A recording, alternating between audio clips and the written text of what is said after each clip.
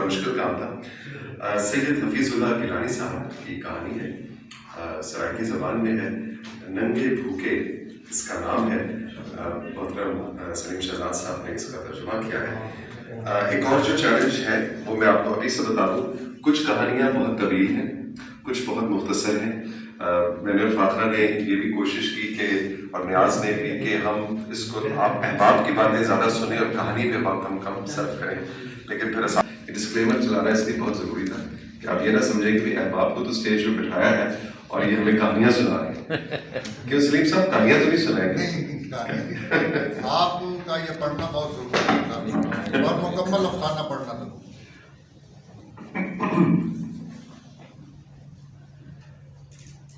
नंगे भूखे।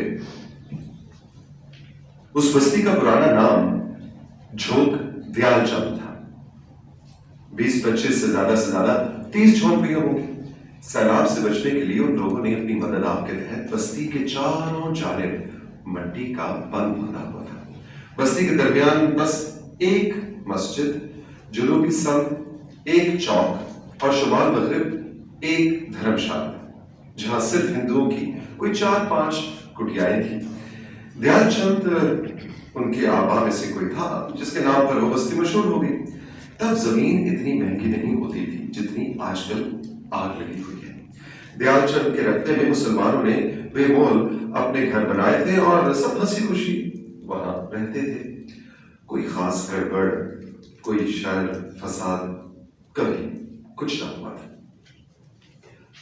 तकसीम के बाद मुल्क के दूसरे हिंदुओं की तरह जो दयाल चंद के हिंदू भी चले गए तो उनके घरों पर मुसलमानों ने कब्जा कर लिया और जो काम बाहमी इत्तेफाक से हुआ, वाहिद काम वो बस्ती का नाम तब्दील करना था।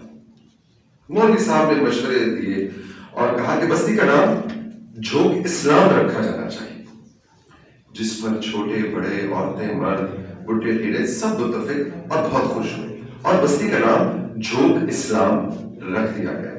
लोगों का ये कहना था कि इसके बाद बस्ती के लोगों का कभी भी आपस में इत्तेफाक ना हुआ था, सिर्फ इस नाम रखने के अलावा। हर बात पर झगड़ा, हर काम में फसाद। यूं लगता था पाक होने के साथ ही किसी बद नजर की नजर लग गई हो बस्ती को। या जैसे हिंदू सारा हुस्न सुलूक लपेट कर अपने सामने गए। बस्ती के बच्चे मस्जिद में मौलवी साहब से और बच्चियां घर जाकर गुरबानी जी से पढ़ती हैं, इसलिए अब बस्ती वालों को इस्लाम के अलावा अपने मसलक का भी इल्म हो गया था और हक सच के प्रचार के लिए 2 मुनाज़रे भी हो चुके थे अब तो बस्ती में। अगर सब फरीक सच्चे हों तो सिर्फ सच झूठा हो जाता है, इसलिए बस्ती का एक खुशी और मेले ठेले की रौनक बहुत घट गई थी। अब हिंदुओं को गए अब 50 बरस से ज्यादा की मुद्दत गुजर गई और झोंक इस्लाम की आबादी भी 50 झोंपड़ियों तक जब पहुंची तो वहां एक प्राइमरी स्कूल भी बन गया, जिसकी पुख्ता दीवार का साया ढलता तो मस्सू कटाने के घर वाले यूं खुश होते जैसे सरस के दरख्त के नीचे से बच्चे मन उठाकर खुश होते हैं। उस मन से भी ज्यादा मीठी छांव के अलावा उन गरीबों की घर की उस मन से भी ज्यादा मीठी छांव के अलावा उन गरीबों के घर किसी और खुशी ने कभी पांव नहीं रखा था। पहले पहर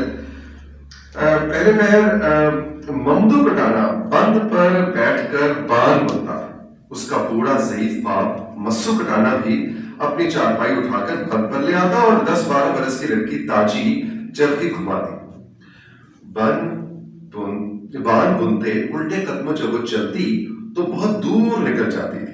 ताजी की माँ बहुत बीमार थी और वो भी बंद के ऊपर फराश के दरख्त के नीचे सोई और अपनी बेटी ताजी को बान बुनते देखकर रोती रहती। अपने अंदर की तकलीफ से ज्यादा दुख उसको इस बेटी का था जो वस्सू कटानी को तंदुरुस्त नहीं होने देता था। वस्सू का जी चाहता था कि दौड़ कर जाए और ताजी को चूम कर छांव के नीचे बिठा दे और उसके हाथ से चरखी लेकर खुद बांध बनने लगे, मगर वो बस रोने और आंसू बहाने के अलावा कुछ नहीं कर सकती थी। उसे चरखी की टक टक की आवाज भी ना भाती थी। मगर जब से बिजली आई थी, बस्ती की हर मस्जिद से अलग सुबह चंदा इकट्ठा करने वालों का शोर शराबा उसे बहुत तंग करता था। ताजी की बात और थी, वो मस्जिद में चंदा इकट्ठा करने वालों की आवाज से इतनी मायूस हो गई थी कि लाउडस्पीकर के बेहंगम सुरताल पर उसके हाथ चलती को नचाने के आदी हो चुके थे। मस्जिदों के सफेद मीनार बस्ती में सावन की खुम्बियों की तरह एकदम निकल आए थे, जिन्हें देखकर बस्ती सचमुच जोग इस्लाम नजर आती थी। तकसीम के बाद बस्ती से न सिर्फ कुफ्र का खात्मा हुआ, बल्कि शैतान भी अपना बिस्तर लपेट कर निकल गया था, क्योंकि हर 5वें छठे घर के साथ मस्जिद के इजाफे से शैतान पलीद को टिकने का अब कोई मौका रह नहीं गया था। चिट्टा अनपढ़ मस्सू कटाना, जिसे अच्छी तरह कलमा भी नहीं आता था, हर वक्त खामखा पकता रहता कि अब हमारी बस्ती में शैतान को भी चैन आ गया है। उसे एक गुस्सा तो ये था कि जब धर्मशाला को गिराकर बस्ती में दूसरी मस्जिद बनने लगी थी, बस्ती वालों ने उसकी तौसीक के लिए मस्सू कटाने का घर खाली करवाया और मस्जिद में शामिल कर लिया और उसे वहां से उठा दिया, और फिर वो मिस्कीन बंद के साथ एक कमरा डालकर बैठ गया। फिर जब उसके घर के साथ सरकारी स्कूल बनने लगा तो फिर उसको खतरा लाहक हो गया, मगर उसकी खुशकिस्मती कि स्कूल के लिए जगह पूरी पड़ गई और पुख्ता दीवार का साया मुफ्त में सहन में आ गया। मस्सू कटाना सिर्फ अनपढ़ और मुफलिस ही नहीं, खासा बेवकूफ भी था।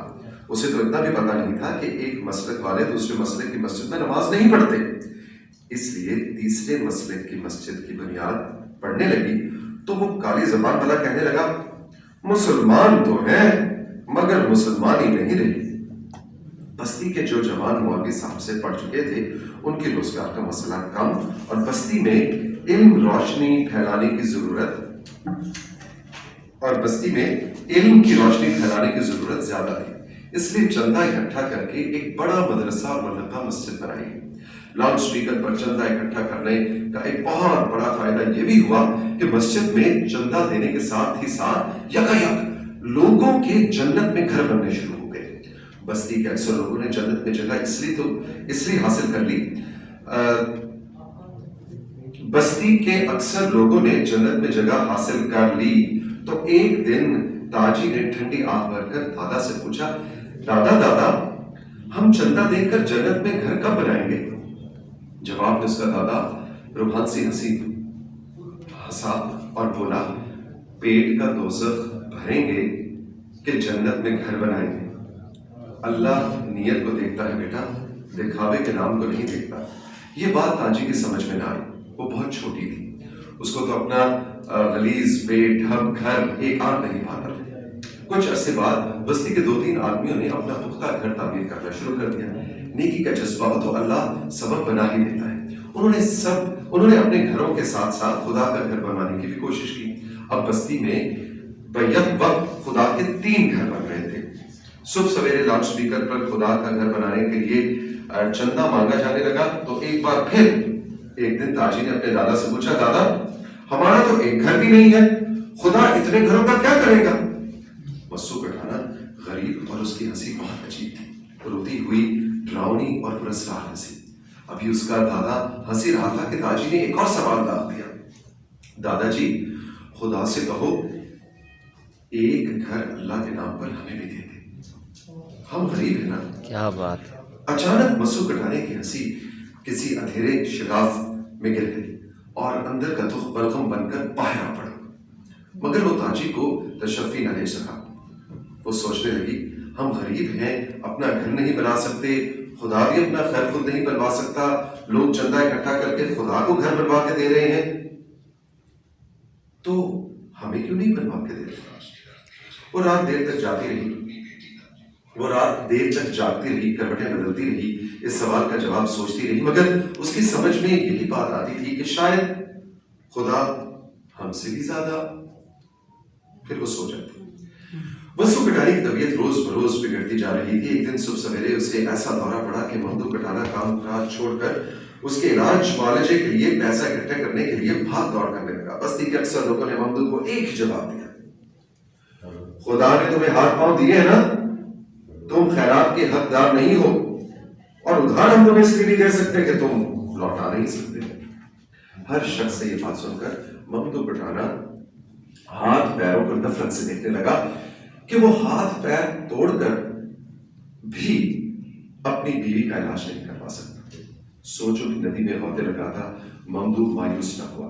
अब भी कई और अल्लाह वाले हैं, लोगों को सदका खैरात नेकी और गुर्बत की इमदाद करने का दिन रात दर्श देते रहते हैं। वो हैं। वो चलता चलता मोहतमम के दरवाजे पर पहुंचा। मदरसे के मोहतमम ने ठंडी आवाज कर कहा, देख ममदू, तेरी बात तो ठीक है, मगर तुम देख रहे हो ना, मदरसे को रंग रोगन करवाना है, वुजू वाली जगह पर चिप्स लगवाने हैं, उसके पैसे इकट्ठे नहीं हो रहे।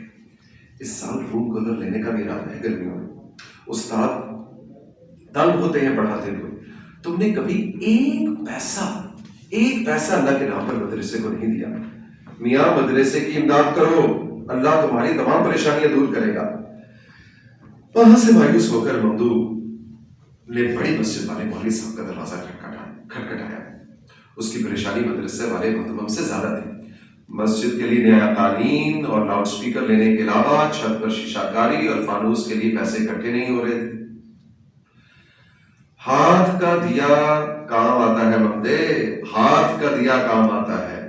जो दे सकते हो खुदा के घर के लिए दो, अल्लाह तुम्हारे एक का 1 लाख देगा। तुम्हारी बीवी तो गुनाहगार फानी इंसान है, मस्जिद तो हमेशा के लिए रहने वाला सदका जारिया है। आज सुबह सुबह यही करो और फिर देखो अल्लाह तुम्हारे लिए कैसे सबब पैदा करता है। मगर मौलवी साहब, हमने तो कभी पेट भरकर रोटी भी नहीं खाई, तन पर कपड़ा नहीं है, हम तो बीमार गरीब लोग हैं। बीवी मेरी बहुत बीमार है जी, भूखा भूखे को क्या दे।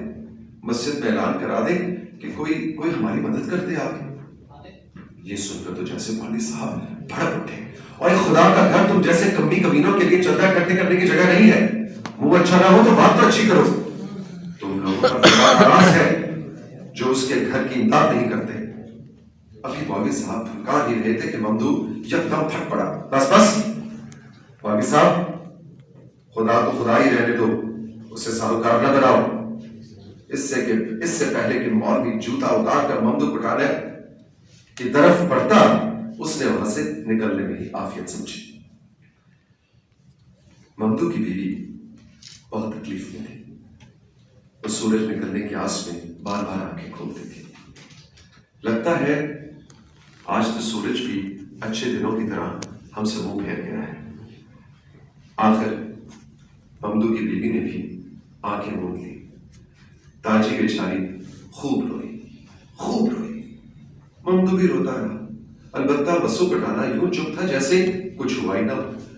उस चिट्टे अनपढ़ बेवकूफ गरीब को इतना भी नहीं पता था कि मरने वाली के कपड़े, बर्तन और न्याज के पैसे मौलवी साहब के घर देने पड़ते हैं। कहने लगा, वसू माई को उसके पुराने कपड़ों में। अनपढ़ बेवकूफ। हालांकि मौलवी साहब सवेरे आ गए थे। लोग इकट्ठे हुए तो उसने एक तकरीर भी की। चंदा जमा करके ममदू पठाने के हाथ पर थमाए तो मसूद पठाना बस्ती वालों पर खफा होकर कहने लगा, जीते जी तो पूछा नहीं, अब मरे पर एहसान करोगे। अनपढ़ बेवकूफ दोपहर तक खुद ही झगड़ता रहा और अपनी पोती को तसल्ली देता रहा, जो बार बार कब्रिस्तान जाने की जिद कर रही थी। असर के बाद मस्जिद से ऐलान होना शुरू हो गया, ईमान वालों, खुदा का घर बन रहा है, तुम जितनी कर सकते हो खुदा की घर की मदद करो, उसके बदले खुदा जन्नत में तुम्हारा घर बनाएगा। ये देखें जी, ये देखें, ये एक कर्मा वाली बीबी चंदा दे रही है। बीबी तुम्हें बहुत मुबारक हो, बीबी तुम्हारा बहिश्त में घर बन गया है। बात बुनते सारी उम्र पीछे की तरफ चलने वाली ताजी ने उठकर लोगों के दिए हुए पैसे संदूक से निकालकर बाप की हथेली पर ला रखे और कहने लगी, बाबा, हमसे ज्यादा इन पैसों की जरूरत खुदा को है, उसका घर जरूर रुकना चाहिए, हम तो भूखे प्यासे सोने के आदी हैं। बोलते हुए उस मासूम की आंखें भीग गई। ममदू चुपचाप पैसे लेकर मस्जिद की तरफ चल पड़ा और उसकी बेटी ताजी माँ की खाली चारपाई के पाए को पकड़कर रोते रोते रोते जमीन पर ही सो गई। वाह क्या वाह।